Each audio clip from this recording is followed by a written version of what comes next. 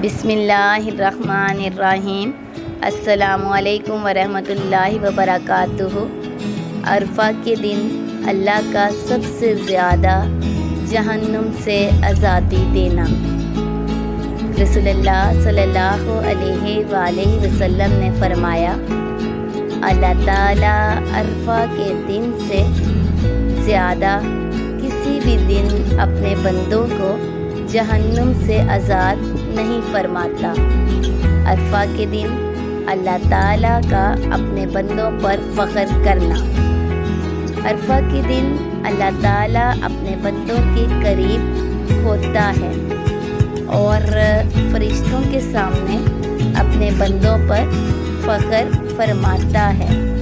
سبحان اللہ، جب بھی اچھی بات سنا کریں سبحان اللہ ضرور کہا کریں، کیونکہ آپ جانتے ہیں نا، ایک دفعہ سبحان اللہ کہنے سے جنت میں ایک درخت آپ کے نام کا لگتا ہے۔